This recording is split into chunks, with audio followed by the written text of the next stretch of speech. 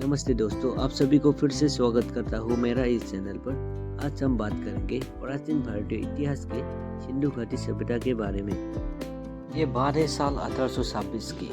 James Louis एक British east India company में भर्ती सिपाही के साथ में रिपोर्टर हुआ करते थे, पर उस काम पर रुचि नहीं होने की वजह से वो एक दिन अपनी कंपनी के कारनामों से तंग होकर चुपके से सिपाही की पदवी छोड़कर भाग जाते हैं और गुप्त रहने के लिए अपना नाम बदलकर जेम्स लुइस से चार्ल्स मेसन रखते हैं और ये वो करने निकल पड़ते हैं जो उसके असली पैशन था, ट्रैवलिंग। कोई जगह में ट्रैवल करने के बाद साल 1829 में ये पंजाब के रीजन में पहुंचते हैं और वहाँ उन्हें अनजान प्राचीन शहर के खंडर मिलते हैं। उन्हें कोई आइडिया तक नहीं था कि वो खंडर किसके हैं, कितने पुराने हैं, पर उन्हें हिस्टोरी का बड़ा शौक था, इसलिए वो उस जगह को छानबीन करने लग जाते हैं और डॉक्यूमेंट करते हैं कि उन्हें क्या दिखा था। नोट्स लिखते हैं, ड्राइंग्स बनाते हैं। जेम्स लुइस के द्वारा बनाए गए ड्राइंग्स को आप स्क्रीन पर देख सकते हो, लेकिन वो इस बात से अनजान थे कि उन्होंने एक्चुअली में हड़प्पा का प्राचीन शहर खोज निकला था और इसके करीब 100 साल के बाद साल 1920 में इस प्राचीन सभ्यता के बारे में दुनिया को पता चला। और फिर सन 1921 में अंग्रेज ऑफिसर जॉन मार्शल को ASI यानी आर्कोलॉजिकल सर्वे ऑफ इंडिया का डायरेक्टर अपॉइंट किया गया। फिर उसके नेतृत्व में इंडियन आर्कोलॉजिस्ट राय बहादुर दयाराम साहनी की मदद से हड़प्पा के इन खंडरों को खुदाई शुरू की यानी सर्वे किया।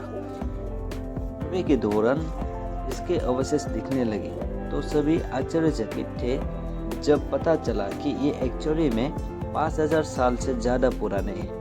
और हाँ, सिंधु घाटी सभ्यता में सबसे पहले हड़प्पा सभ्यता की खोज हुई थी, इसलिए सिंधु घाटी सभ्यता को हड़प्पा सभ्यता नाम से भी जाना जाता है। इसी बीच इंडस नदी के किनारे एक और हिस्टोरिकल साइट की खोज हुई जहां पर बहुत सारे इंसानों की हड्डियां पाई गई और इस जगह को नाम दिया गया मोहेंजोदारो यानी the mount of the dead.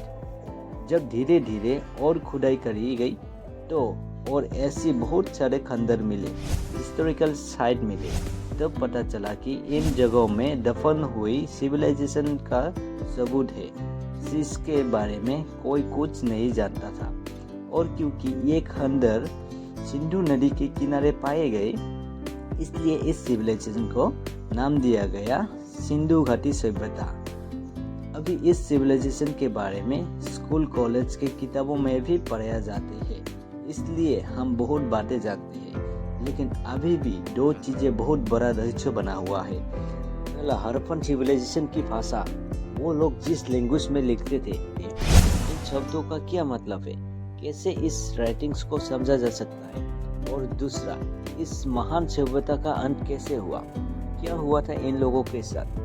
चलिए आइए जानने की कोशिश करते हैं आज के इस वीडियो में। दोस्तों, सिंधु घाटी सभ्यता एक ब्रॉन्ज एज सिविलाइजेशन थी जो आज के दिन उत्तर पूर्व अफगानिस्तान और उत्तर पश्चिम पाकिस्तान तथा उत्तर पश्चिम भारत में फैली हुई सबसे प्राचीन सभ्यता थी और अभी तक 2000 से ज़्यादा साइट मिल चुके हैं। इनमें से 900 इंडिया में स्थित है।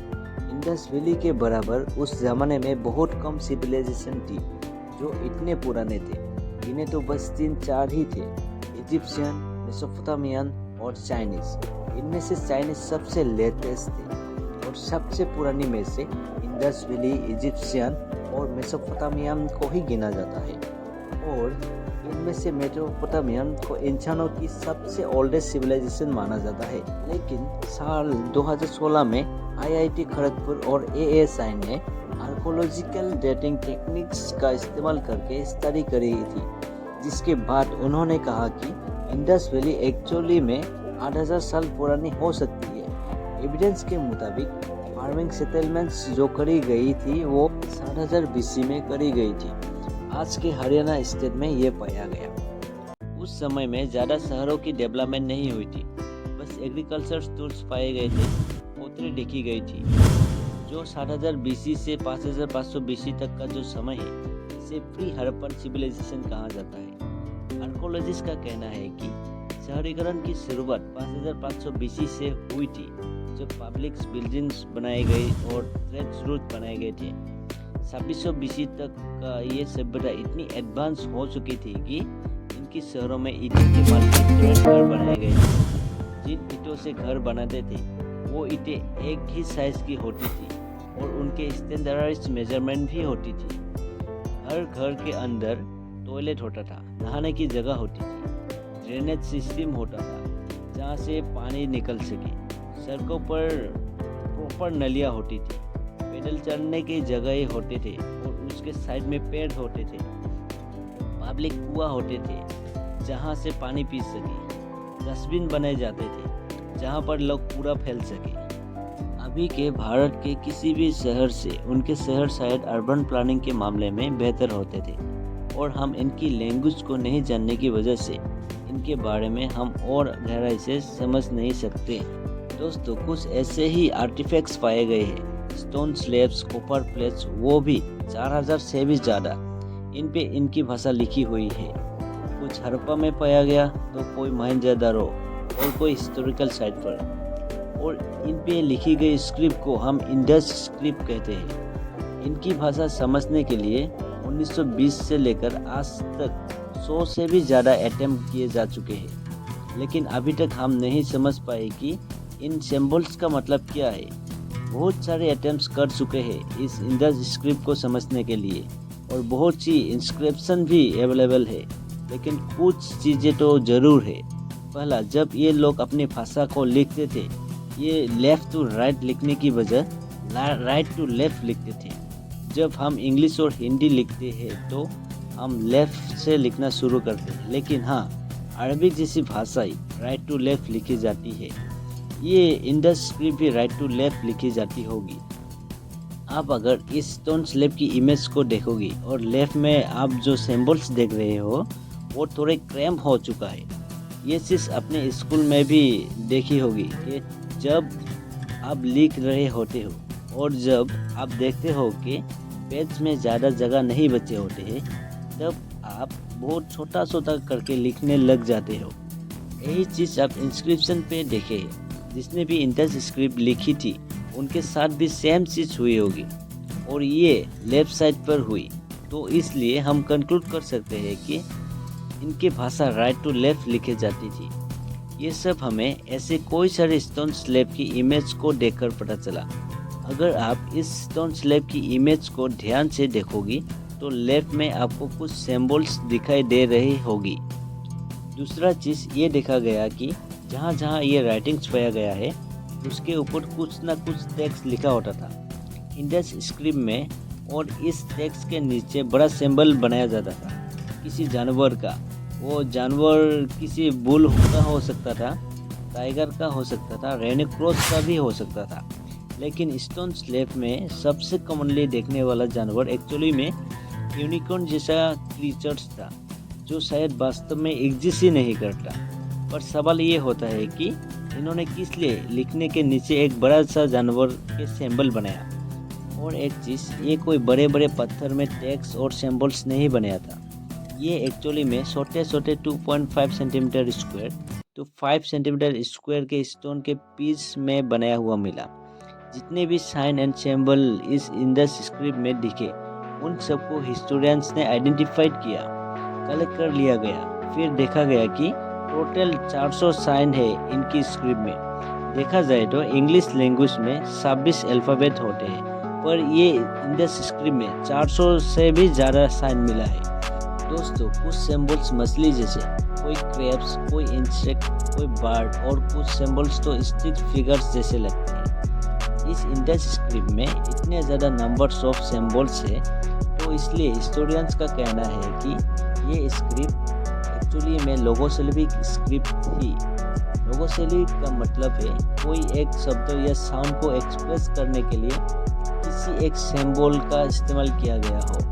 और हिस्टोरियंस का कहना है कि आईबीसी के लोग अपने शब्दों को राइटिंग्स के जरिए एक्सप्रेस करने के लिए लोगोसिलिबिक का ही इस्तेमाल किया गया था। और अब बात करते हैं इंडस वैली के शहरों की। इंडस वैली सिविलाइजेशन में जितने भी शहर थे उन सब में एक जैसा पैटर्न देखने को मिल रहा है। हर शहर के दो बड़े हिस्से हैं। पहला है लोअर माउंट जिसके चारों तरफ बाउंड्री वॉल है, और दूसरा है इस एरिया के अंदर बना हुआ किला, और थोड़ा ऊपर में बनाया हायर माउंट।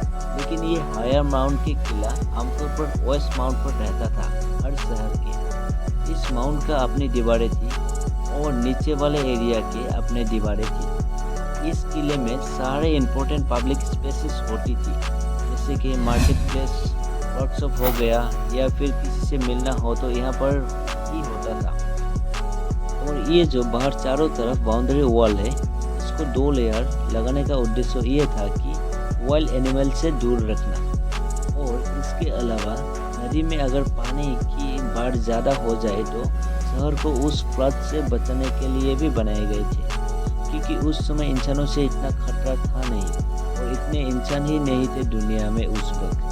कहा जाता है कि आईबीसी के कोई दुश्मन नहीं थे और कभी कोई आक्रमण नहीं हुआ किसी ओर से। मोहनजोदारो फिल्म में इस शहर को अच्छे से वर्णना करने की कोशिश करी है। मोहनजोदारो शहर में आइकॉनिक अट्रैक्शन पाई गई है, वो है ग्रेट बर्ड।